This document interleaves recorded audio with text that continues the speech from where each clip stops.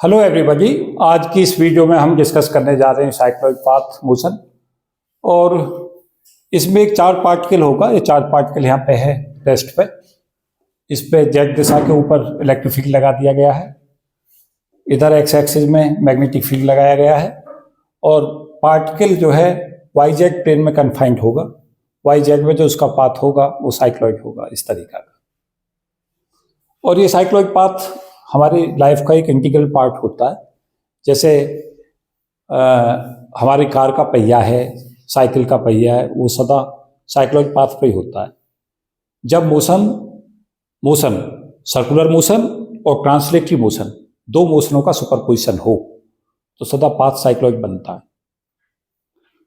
हमारा दैनिक लाइफ जो चलती है वो ट्रांसलेटरी मोशन तो इसलिए चलती है क्योंकि हम आगे जाना चाहते हैं, और जिनके थ्रू हम जाना चाहते हैं, जो भी हमारे व्हीकल्स होते हैं, वो रोटेशन मोशन करते हैं। तो रोटेशन मोशन तो उनकी होती ही होती है और आगे बढ़ती है गाड़ी, तो वो ट्रांसलेटरी मोशन भी होती है। और ट्रांसलेटरी मोशन और रोटेटरी मोशन, इन दोनों का सुपरपोजिशन क्या कहलाता है? साइक्लॉइड। अगर पार्टिकल मैग्नेटिक फील्ड में है और मैग्नेटिक फील्ड परपेंडिकुलर लगा दिया जाए और पार्टिकल जो है चार्ज पार्टिकल एंटर करे परपेंडिकुलर मैग्नेटिक फील्ड में, तो उसका पाथ सर्कुलर होता है।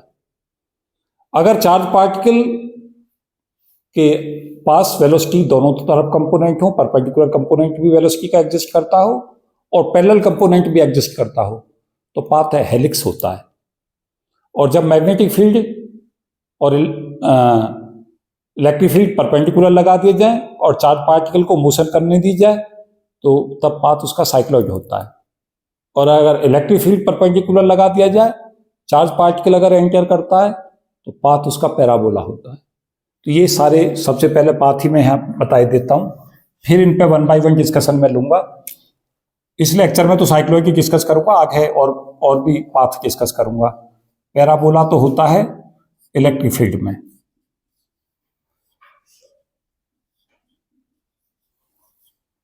जब चार्ज पार्टिकल एंटर करता है परपेंडिकुलर टू ई,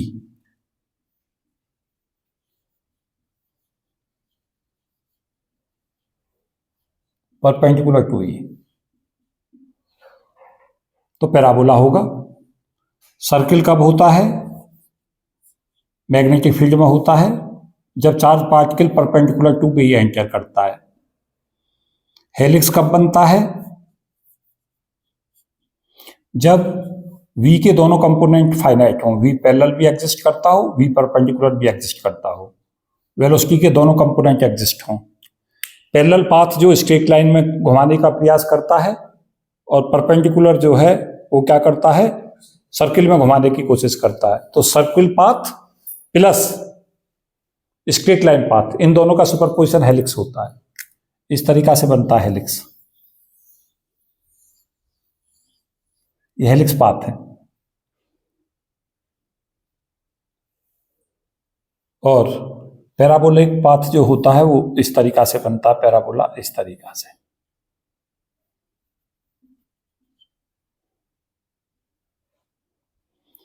सर्किल में ये सर्कुलर पाथ है, ये सर्किल है, और साइक्लॉइड आपके सामने बना हुआ है। तो ये पाथ है कुछ जो महत्वपूर्ण है, पूछे जाते हैं कंपटीशंस में। इलेक्ट्रिक फील्ड में चार्ज पार्टिकल एंटर करता है परपेंडिकुलर टू इलेक्ट्रिक फील्ड, तो पैराबोला होगा। और मैग्नेटिक फील्ड में एंटर करता है परपेंडिकुलर टू बी, तो सर्किल होगा। वी के दोनों कंपोनेंट एग्जिस्ट करते हैं तो हेलिक्स होगा। और अगर चार्ज पार्टिकल के ऊपर ई और बी परपेंडिकुलर लगा दिए जाएं तो पाथ इसका साइक्लॉइड होगा। तो चार पाथ हमारे लिए सबसे महत्वपूर्ण पाथ हैं। तो डिस्कशन चलेगा साइक्लॉइड पाथ का। देखते हैं किस तरीका से इसका मैथमेटिक्स ड्रॉ करते हैं। मैं थोड़ी सी इसकी फिजिक्स बताता हूं पहले, कैसे पाथ बनता है इसका। कि जैसे ही चार्ज पार्टिकल को यहाँ रेस्ट पर छोड़ते हैं, चार्ज क्यू को, तो ये इलेक्ट्रिक फील्ड उसे अपनी तरफ को खींचता है, एक्सलेट करता है। लेकिन साथ साथ मैग्नेटिक फील्ड भी परपेंडिकुलर एक्ट कर रहा है, तो वो उसे सर्कुलर पाथ पर घुमाने की कोशिश करता है, तो ये सर्कुलर हो जाता है। लेकिन ये पूरा सर्कुलर क्यों नहीं होता? पूरा सर्कुलर ये नहीं होता कि जैसे ही ये इलेक्ट्रिक और मैग्नेटिक फील्ड दोनों का फोर्स बैलेंस होता है, तो ये चार्ज पार्टिकल यहाँ पे स्टे हो जाता है, फिर ये रेस्ट पे आ जाता है, रेस्ट पर आते ही मैग्नेटिक फील्ड काम करना बंद कर देता है, फिर से ये एक्सलेट करता है इलेक्ट्रिक फील्ड से, ये मैग्नेटिक फील्ड से फिर से सर्कुलर पाथ में रिफ्लेक्ट करता है। फिर इस पॉइंट पे आके क्या होता है, इलेक्ट्रिक फील्ड्स और मैग्नेटिक फोर्स ये बैलेंस हो जाते हैं, चार्ज पार्टिकल फिर से वेलोसिटी जीरो एक्वायर कर लेता है। तो ये पूरा पाथ ना होकर कैसा चलता रहता है, इस तरीका का पाथ चलता रहता है। इस पाथ को हम क्या बोलते हैं, साइक्लोइड पाथ। एक बार फिर से सुने, जैसे ही चार्ज पार्टिकल, अब आप डायग्राम की तरफ देखें और जो मैं बोल रहा हूं उससे मैच करें। जैसे ही चार्ज पार्टिकल जेड दिशा में इलेक्ट्रिक फील्ड के अंदर एंटर करता है तो चार्ज पार्टिकल एक्सलेट होता है अलोंग जेड एक्सिस। तो एक्सलेट होते ही उसकी चार्ज पार्टिकल की वेलोसिटी वो एक्वायर कर लेता है। जैसे ही वेलोसिटी एक्वायर करता है तो उस पर मैग्नेटिक फोर्स होता है Q into V cross B, उस पर मैग्नेटिक फोर्स काम करने लगता है। जितनी वेलोसिटी ज़्यादा करता है मैग्नेटिक फोर्स उतना ही ज़्यादा हो जाता है। तो मैग्नेटिक फोर्स क्या करता है, उस चार्ज पार्टिकल की डायरेक्शन को डिफ्लेक्ट कर देता है और पाथ को सर्कुलर मोशन में करने का प्रयास करता है। पूरा सर्कुलर इसलिए नहीं हो पाता कि जो ये चार्ज पार्टिकल जब यहाँ आता है तो यहाँ पे इसकी वेलोसिटी जीरो हो जाती है, क्योंकि इलेक्ट्रिक और मैग्नेटिक फोर्स दोनों बैलेंस हो जाते हैं। मैग्नेटिक फोर्स और इलेक्ट्रिक फोर्स जैसे ही बैलेंस हो जाते हैं तो नेट फोर्स इस पर जीरो हो जाता है। तो वेलोसिटी यहाँ पे चार्ज पार्टिकल की रेस्ट पर आ जाता है। रेस्ट पर आते हैं चार्ज पार्टिकल फिर से इस इलेक्ट्रिक फोर्स के द्वारा फिर से एक्सलेट होता है। मैग्नेटिक फोर्स फिर से सर्कुलर पाथ में घुमाने की कोशिश करता है। इस पॉइंट पे आके फिर से इलेक्ट्रिक और मैग्नेटिक फोर्स फिर से बैलेंस हो जाते हैं, फिर इसकी वेलोसिटी जीरो हो जाती है और ये पाथ फिर से ऐसे ही रिट्रेस करता चला जाता है। अब इसकी इक्वेशन ऑफ मोशन देखेंगे और इस पर डिस्कशन करेंगे, साइक्लोइड पाथ का कैसे डिस्क्रिप्शन आएगा, इसका मैथ ड्राइव करेंगे। तो मैथमेटिक्स को ड्रॉ करने के लिए हमारे पास क्या है, इसके अंदर क्या कंसेप्ट होंगे, लॉरेंज फोर्स का कंसेप्ट लगेगा।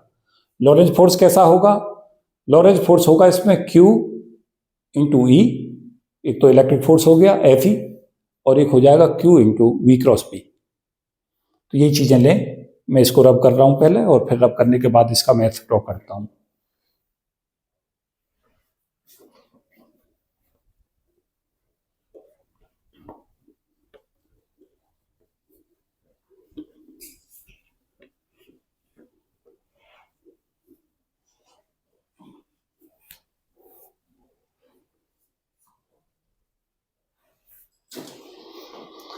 तो फोर्स को दो पार्ट्स में लें, एक हम लें net force equal to Fe electric force और एक लें मैग्नेटिक फोर्स Fm। तो नेट फोर्स क्या होगा, इलेक्ट्रिक फोर्स और मैग्नेटिक फोर्स इन दोनों का एडिशन होगा। ये इलेक्ट्रिक फोर्स हो गया और ये हमारा मैग्नेटिक फोर्स हो गया। इलेक्ट्रिक फोर्स की वैल्यू कितनी हो जाएगी बच्चों, Q इंटू ई, और जेड दिशा में लग रहा है तो K कैप लगा दें। K कैप क्या बताएगा, हमारा डायरेक्शन ऑफ इलेक्ट्रिक फील्ड। तो ये इलेक्ट्रिक फोर्स किस दिशा में लग रहा है, जेड दिशा में लगेगा, plus Q V cross B. अब V क्रॉस बी को कैलकुलेट करें। V क्रॉस बी को कैलकुलेट करने के लिए हमें क्या करना होगा, इक्वल टू डिटर्मिनेंट बना लें आई जे के। V के तीन कंपोनेंट होंगे, Vx, Vy, Vz। ध्यान दो, V हमारे कितने कंपोनेंट रखेगा, तीन, Vx, Vy, Vz। Vx zero है, क्यों, क्योंकि मोशन ही नहीं हो रही इस प्लेन में, तो Vx को जीरो ले लिया जाए। वेलोसिटी के कौन कौन से कंपोनेंट एग्जिस्ट करेंगे वाई जेड प्लेन में, y डॉट करेगा, तो यहां पे y डॉट लिख दें, यहां z डॉट लिख दें। y डॉट का मतलब है dy upon dt, velocity along y direction, और z डॉट क्या है, dz अपॉन dt। तो दो वेलोसिटी आ गई। b देखें, b किस दिशा में काम कर रहा है, x में, तो b यहां ले लें और इधर क्या कर दें, जीरो और जीरो, क्योंकि B Y B Z exist ही नहीं कर रहा, जीरो है। b केवल x दिशा में लग रहा है तो x ही दिशा में ले लें वैल्यू, ये y में जीरो, z में जीरो। देखें, सॉल्व करें इसे, is equal to I, this minus this 0, minus this into this 0, minus J, इसको कवर करें, इसको कवर करें, इसको कवर करें, इसको कवर करें, दिस माइनस दिस,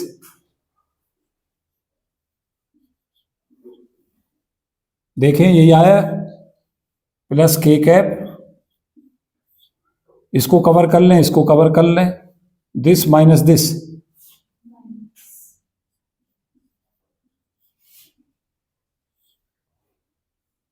देखें चेक करेंगे, J B Z dot minus K B Y dot, देखना यही आ रहा है सबका। और नेट फोर्स हम कैसा लेंगे, नेट फोर्स ले यहां से क्यू ई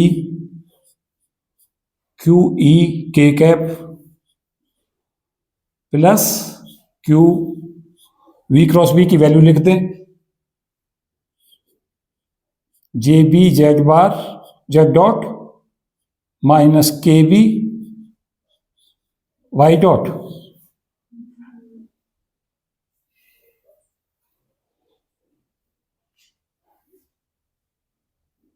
तो ये क्या आ गया बच्चों, ये आ गया हमारा क्यू बी जेड डॉट जे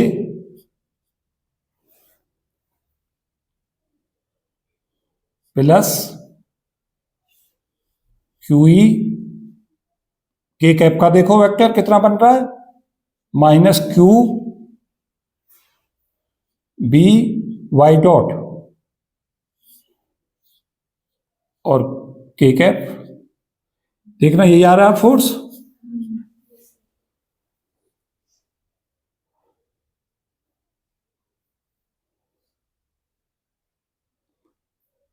फोर्स को किसके बराबर लिखेंगे, फोर्स हमारा होगा एम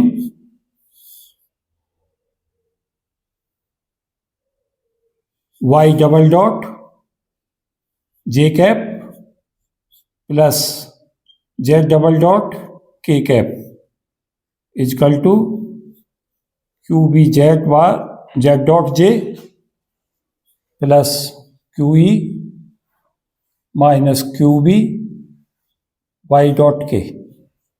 यहां ध्यान दो, इसमें एक्स डबल डॉट को 0 किया है, ऐसा मैंने क्यों किया, फोर्स जो होता है वो मास इंटू एक्सेलेरेशन होता है, एक्सेलेरेशन 2 दिशा में लिए गए हैं, वाई में और जेड में। ये एक्सेलेरेशन किस में दिखाएगा, वाई का फर्स्ट डेरिवेटिव तो वेलोसिटी होता है और वाई का सेकंड डेरिवेटिव एक्सेलेरेशन, तो एक्सेलेरेशन वाई दिशा में दिखाएगा, एक्सेलेरेशन जेड में दिखाएगा। एक्स में क्यों छोड़ दिया, क्योंकि पार्टिकल की मोशन ही नहीं है एक्स दिशा में। क्लियर हो गई बात, तो मोशन क्योंकि हमारी वाई जेड प्लेन में कन्फाइंड है। इसमें क्वेश्चन पूछ सकता है क्या कि मोशन कौन से प्लेन में कन्फाइंड है, तो आंसर क्या लगाओगे, वाई जेड प्लेन। और वाई जेड प्लेन किसके परपेंडिकुलर है, वाई जेड एक्स के परपेंडिकुलर है, तो जिधर मैग्नेटिक फील्ड है उसके परपेंडिकुलर प्लेन के अंदर कन्फाइंड होगा पाथ। इंपॉर्टेंट, ऐसे पूछता है आजकल क्वेश्चन। यहां क्या करें, कोफिशिएंटों को इक्वेट कर लें, कोफिशिएंट इक्वेट करने जानते होगे, तो M Y double dot is equal to how much, Q B Z dot और M Z double dot is equal to Q E minus Q B Y dot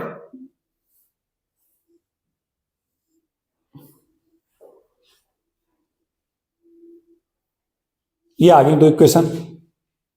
ऊपर वाली इक्वेशन को देखो, मैं ये लिख सकता हूं Y double dot is equal to Q B upon M Z dot,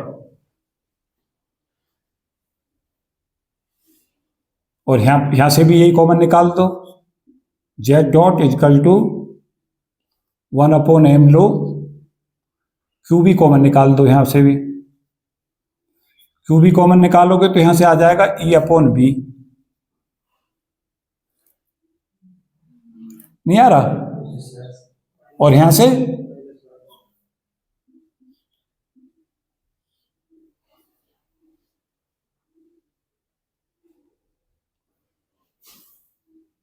omega मान लो QB/m को, ये फ्रीक्वेंसी होगी omega.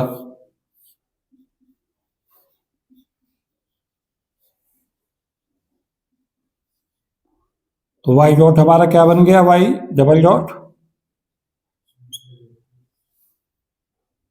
Omega into Z dot, और जेड डबल डॉट क्या बन गया, omega E/B minus Y dot. इसको इक्वेशन 1 मान लो, इसको 2 मान लो।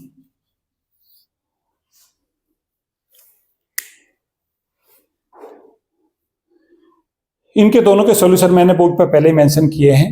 y का सॉल्यूशन होगा C1 cos omega T plus C2 sin omega T plus E/B T plus C3, और Z का होगा C2 cos omega T minus C1 sin omega T plus C4। ये सॉल्यूशन है या नहीं है, इसे चेक करने के लिए क्या करो, इन दोनों सॉल्यूशनों को यहां पर पुट करके देख लो। y क्या है, solution of y is C1 cos omega T plus C2 sin omega T plus E/B T plus C3, और ZT is equal to C2 cos omega T minus C1 sin omega T plus C4। ये solution है या नहीं है, how you can check it. कोई भी solutions check करने का तरीका यह होता है कि इसकी डबल डेरिवेटिव लो, 2 बार डिफरेंशिएट करो इसे, और देखो ये इसके एक बार करो, देखो इसको ओबे कर रहा है या नहीं कर रहा, चेक कर लो एक बार। आप सभी मिलकर चेक करो।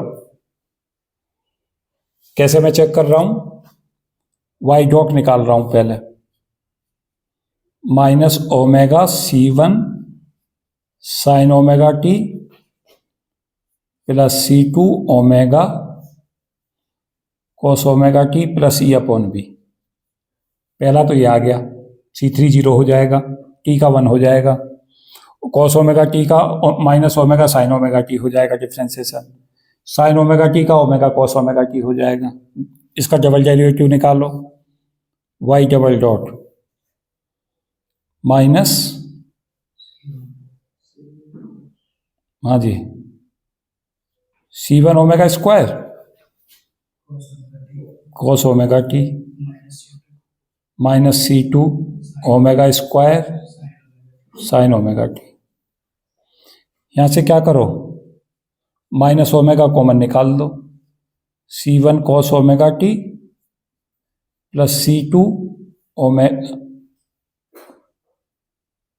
C1 omega cos omega T plus C2 omega sin omega T.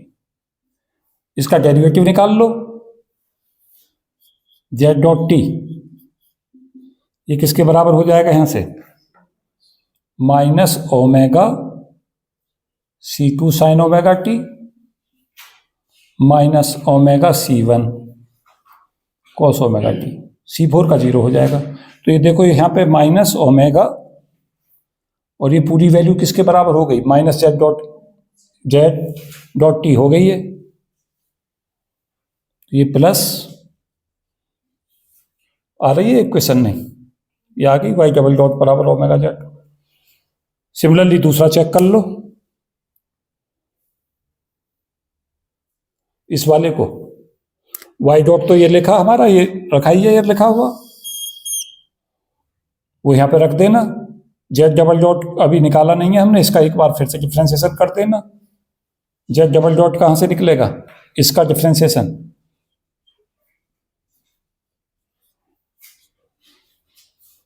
Minus omega C2 sign omega T का कितना, omega cos omega T minus plus हो जाएगा भी omega square C1 sine omega T.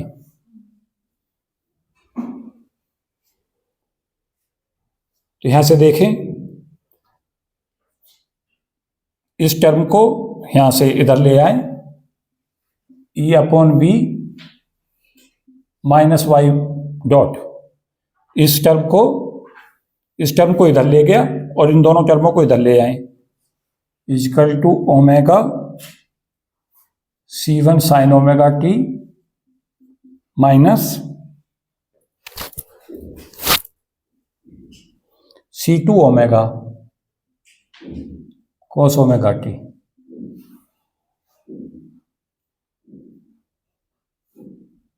इस ओमेगा को इधर division में ले आओ,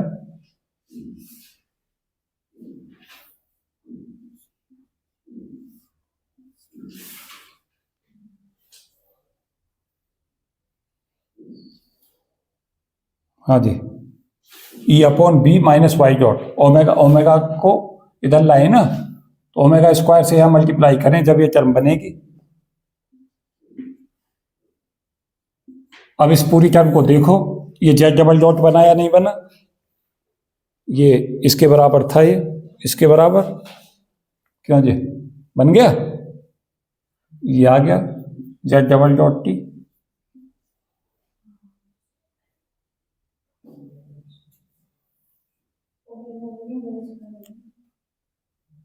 क्योंकि ये यहां से केवल ओमेगा रह जाएगा, ये हमारी राइट की टर्म्स हो गई और ये लेफ्ट वाली हो गई है, ये वाली है टर्म्स।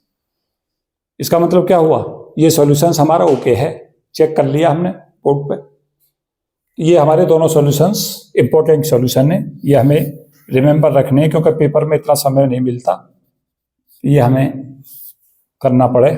ये तो मैंने चेक करा दिया है इस लेक्चर में, लेकिन आपको सिंपली रिजल्ट याद रखने हैं।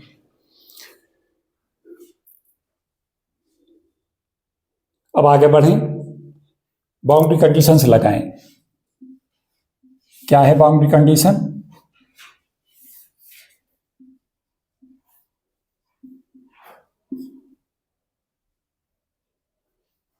इनिशियल कंडीशन उसे कहें, बल्कि बाउंड्री कंडीशन से बेटर शब्द इनिशियल कंडीशन। क्या है, जब t 0 है तो y डॉट 0 है, z डॉट 0 है, क्योंकि शुरू में वेलोसिटी 0 थी, y भी 0 है और z भी 0 है।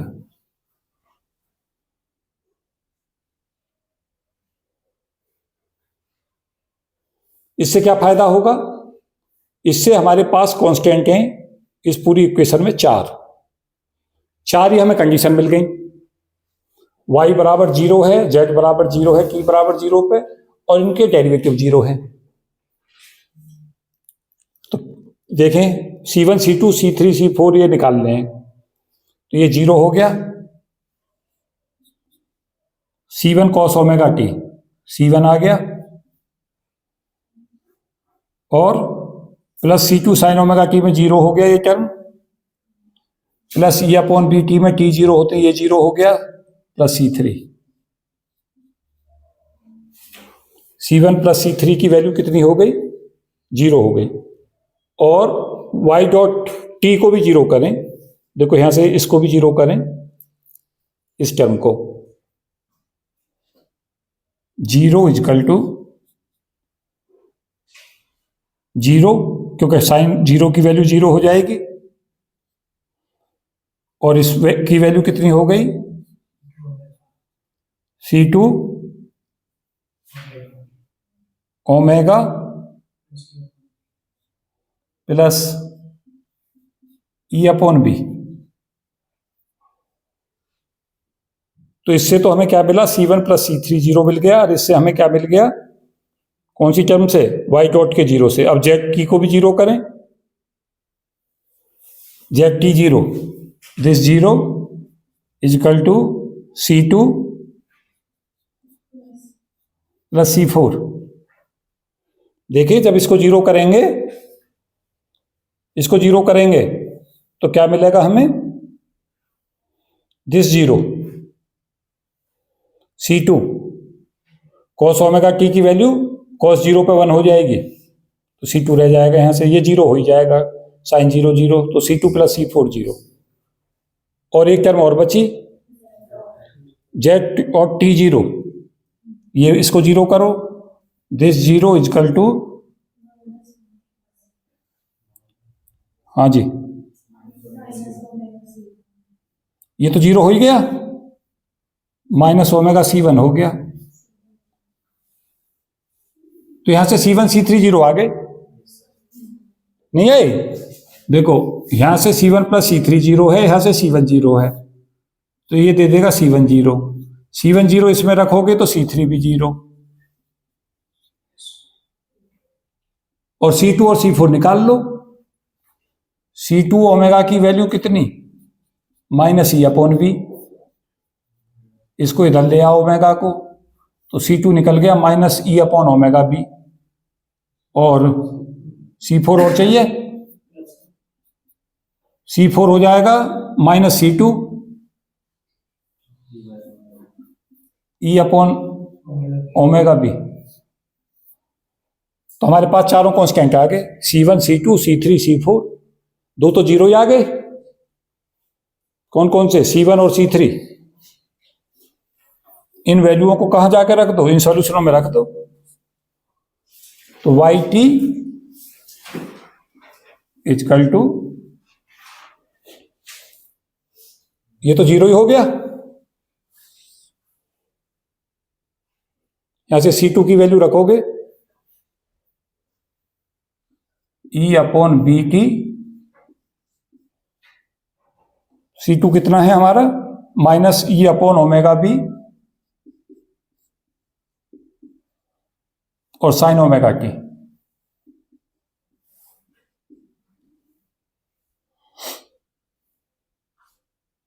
और जेड की कितना आ गया,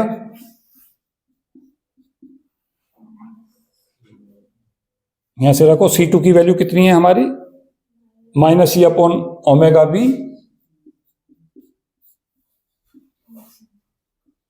cos omega T. C1 zero हो चुका है, C4 कितना हमारा, चेक कर लो, ये देखो सही आई वैल्यूज या कहीं गलती तो नहीं हुई।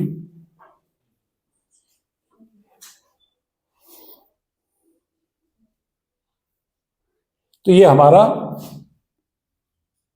YT जो आ जाएगा उसे लिख लेंगे E अपॉन ओमेगा बी, ये आ जाएगा omega T minus sine omega T, और ZT हमारा हो जाएगा E upon omega B 1 minus cos omega T.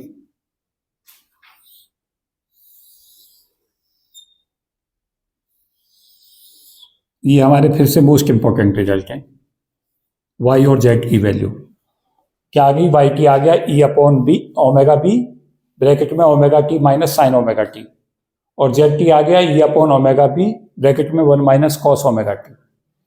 E upon omega B को ले लेते हैं R, let us put E upon omega B बराबर R, YT क्या आ गया, R omega T minus sine omega T, और ZT कितना आ गया, R 1 minus cos omega T.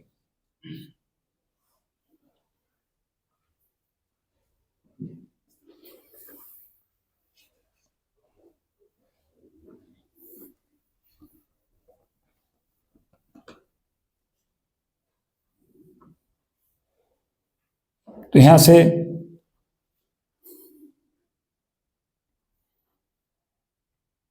Y minus R omega T की वैल्यू निकाल लो, कितनी आ गई, इसको इसमें से सब्ट्रैक्ट करो, is equal to minus R sine omega T, और जेड माइनस आर निकाल लो, जेड माइनस आर आ जाएगा minus R cos omega T. इसका भी स्क्वायर कर दो, इसका भी स्क्वायर, और इसे ऐड कर दो।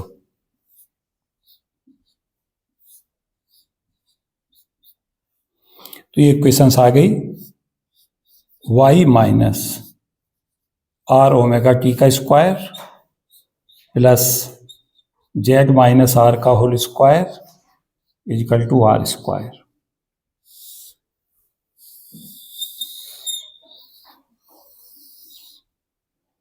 मोस्ट इंपॉर्टेंट रिजल्ट है, काफी पूछा जाता है पेपरों में। y minus R omega T का square plus Z minus R का होल स्क्वायर बराबर आर स्क्वायर।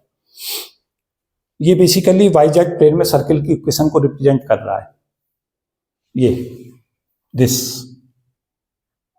और इसका सर्किल का जो कोऑर्डिनेट होगा वो देखें क्या होगा वाई जेड प्लेन में। ये इसके कोऑर्डिनेट होंगे आर ओमेगा टी और आर, क्योंकि इक्वेशंस जो रिप्रेजेंट कर रही है, अगर आपको याद हो x माइनस एच का square plus y minus K का square equal to R square होता था सर्किल की इक्वेशंस एक्स वाई प्लेन में। तो वाई जेड में जो इक्वेशंस है, वाई जेड प्लेन में सर्किल की इक्वेशंस क्या बनेगी, y माइनस समथिंग का square plus Z minus something का स्क्वायर बराबर आर स्क्वायर। ये जो समथिंग हैं, ये जो कोऑर्डिनेट्स हैं, वो इसके सेंटर कोऑर्डिनेट कहलाएंगे सर्किल के। तो y coordinate R omega T होगा सर्किल का कोऑर्डिनेट। ये यहां ना होकर कहां जाएगा, इसका सेंटर होगा ये, इसका सेंटर।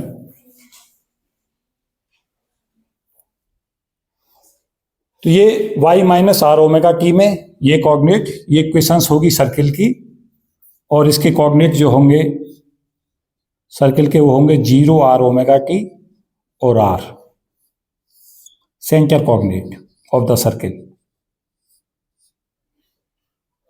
x कोऑर्डिनेट तो 0 होगा, y कोऑर्डिनेट हो जाएगा आर ओमेगा टी और z कोऑर्डिनेट हो जाएगा आर।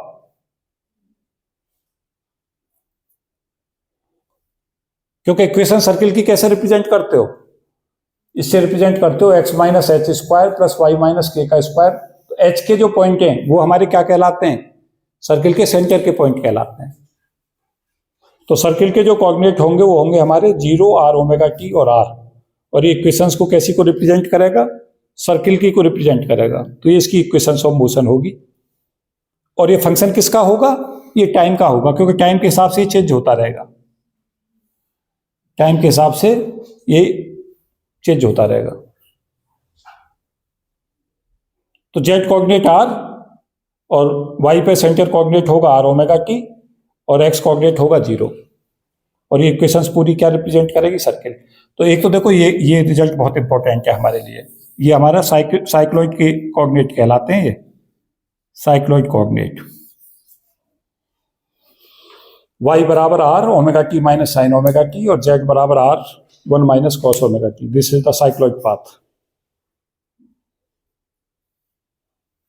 और सेंटर के कोऑर्डिनेट क्या होंगे, आर ओमेगा टी और R, y coordinate R omega T और z कोऑर्डिनेट आर होगा। तो इसमें 5, 7, 8 इंपॉर्टेंट बातें जो कंक्लूड मुझे करनी है उसे सुन लें। एक तो यह है कि जब इलेक्ट्रिक और मैग्नेटिक फोर्स के अंदर चार्ज पार्टिकल होता है तो इलेक्ट्रिक फोर्स एक्सीलरेट करता है और मैग्नेटिक फोर्स सतह डिफ्लेक्शन देता है और उसे सर्कुलर पाथ पर चलाने का प्रयास करता है, एक चीज। दूसरी जो इसमें महत्वपूर्ण बात वो है कि जो पाथ है वो साइक्लॉइड इसलिए बनता है कि जब चार्ज पार्टिकल एक्सीलरेट होता है तो उसकी वेलोसिटी इंक्रीज हो जाती है, लेकिन जैसे जैसे वेलोसिटी इंक्रीज होती है तो मैग्नेटिक फोर्स की स्ट्रेंथ वो बढ़ती है, क्योंकि डिफ्लेक्टिंग फोर्स बढ़ जाता है।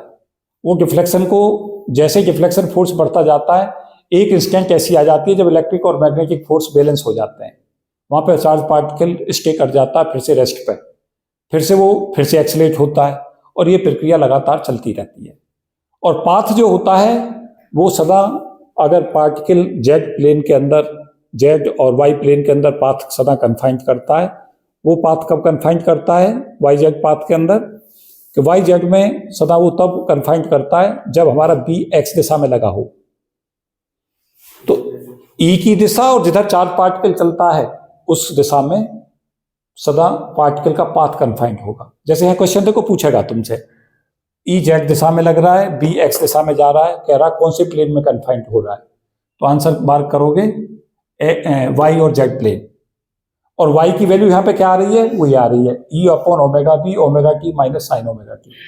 और जेड टी कितना आ रहा है, E upon omega B 1 minus cos omega T. अब देखो इससे कुछ बहुत महत्वपूर्ण चीजें देखो क्या सीखनी चाहिए हमें, जो महत्वपूर्ण है।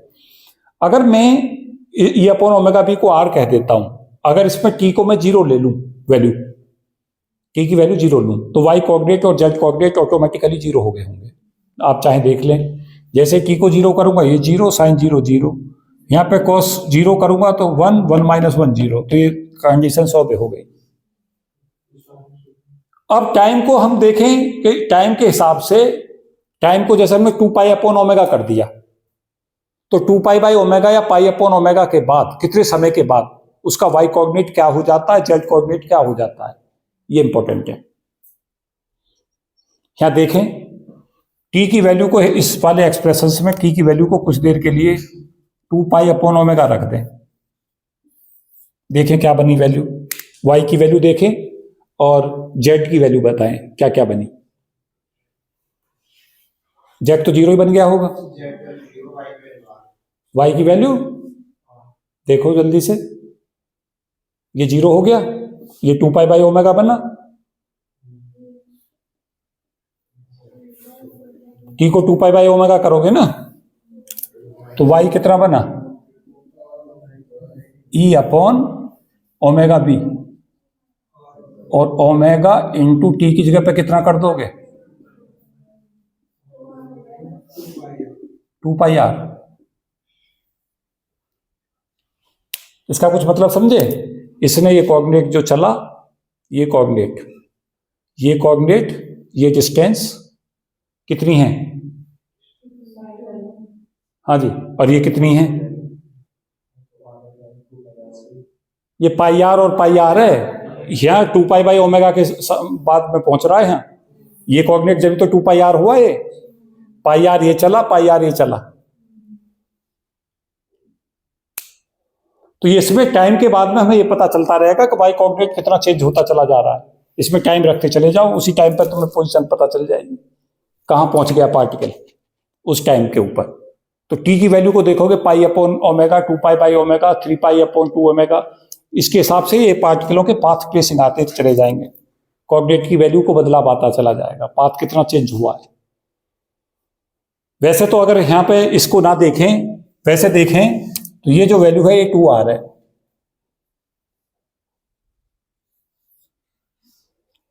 देखें 2r कितने समय में आ रहा है, वाई कोऑर्डिनेट में जो बदलाव है वो यहां से यहां तक, 2r का जो बदलाव है वो देखें कितने समय में आ रहा है, 2r वैल्यू कब हो जाती है, कोई बताएगा क्लास में कितने समय पे ये वैल्यू 2r हो जाएगी। इस तरीका के इस पे क्वेश्चन सोचें कि क्या क्या क्वेश्चंस इस पे बन जाते हैं, किस तरीका के क्वेश्चंस इस पे बन सकते हैं, क्योंकि क्या कि तो ट्रेडिशनल तुमने डेरिवेशंस कर लिया इसका पूरा, लेकिन क्वेश्चंस आजकल कैसे आ रहे हैं, इसी पे जब क्वेश्चन आएगा अप्लाई जाएगा। अब जैसे वो कहता है क्वेश्चंस में कि वाई कोऑर्डिनेट 2r हो जाता है, कैलकुलेट कीजिए किस टाइम के बाद, तो यहां पे आपको क्या करना है, 2r is equal to r omega T minus sine omega T, देखो कितनी आई वैल्यू, सॉल्व करो,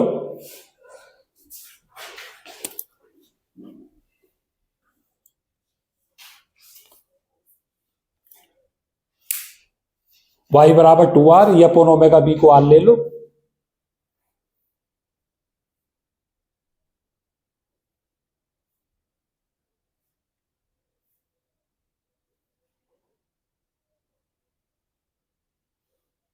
कैलकुलेशन से निकली। तो इस पे क्या करना है कि जो तुमने इसका डेरिवेशंस इसका पूरा करने के बाद इस पे कम से कम 4-6 टाइप के क्वेश्चन जरूर सोचो, क्या क्या क्वेश्चंस इस पे बन सकते हैं, किस तरीका के अप्लाइड क्वेश्चंस इस पे पूछे जा सकते हैं, क्योंकि ये तो सारा मैथमेटिक्स डेरिवेशंस कर लिया। 8-10 चीजें जो इसमें इंपॉर्टेंट है वो यही है कि एक तो तुम्हारा नेट फोर्स ही पूछ लेगा, नेट फोर्स कितना काम करेगा, फिर इनकी डिफरेंशियल इक्वेशंस पूछ सकता है, डिफरेंशियल इक्वेशंस क्या होंगी, इन डिफरेंशियल इक्वेशंस के सॉल्यूशन पूछ सकता है, इस फॉर्म में पूछ सकता है, इस फॉर्म में पूछ सकता है, इसकी नेट इक्वेशन ऑफ मोशन क्या होगी, किस टाइम पे वाई के और जेड के कितने कोऑर्डिनेट होंगे। इस टाइप के क्वेश्चंस के पूछे जाने की संभावना ज्यादा है, जो क्वेश्चंस इस पर पूछे जा सकते हैं। तो महत्वपूर्ण क्वेश्चंस में से कहूंगा मैग्नेटोस्टैटिक का। और अच्छी बात इस क्वेश्चन में क्या है कि इसमें दोनों ही कंसेप्ट अप्लाई किए गए हैं, इलेक्ट्रिक भी और मैग्नेटिक भी, तो दोनों का मिक्सचर है ये क्वेश्चन। तो इस वीडियो में इतना ही। Thank you and best wishes for all of you. जय हिंद।